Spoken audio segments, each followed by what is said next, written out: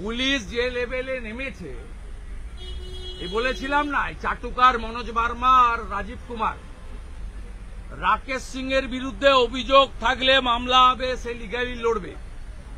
তার ছেলেটাকে, যাকে আপনাদের কোনো ক্যামেরা কংগ্রেস অফিসের সামনে দেখাতে পারবেন না, মাঝরাতে তুলে নিয়ে গেছে সিভিল ড্রেসে গুন্ডামি করে।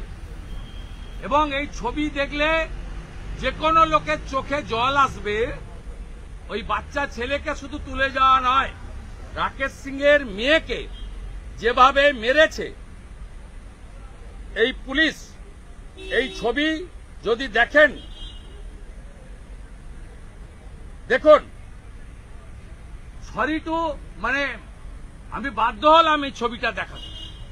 রাকেশ সিং এর মেয়েকে এই পুলিশকে সরকারের সার্ভেন্ট বলবেন না গুন্ডা বলবেন?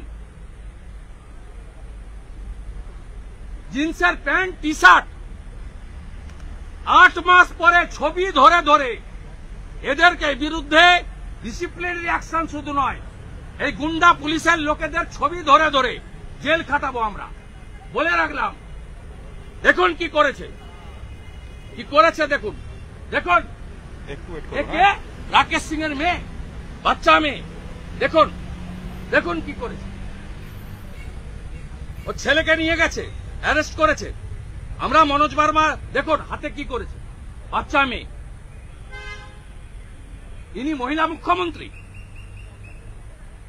স্টেট সিকিউরিটির ভিতরে ঢুকতে পারছে না, নতুন করে একটা হয়েছে, স্টেট সিকিউরিটি ঢুকতে আবার কানমোলা দিয়ে দিয়েছি আমরা।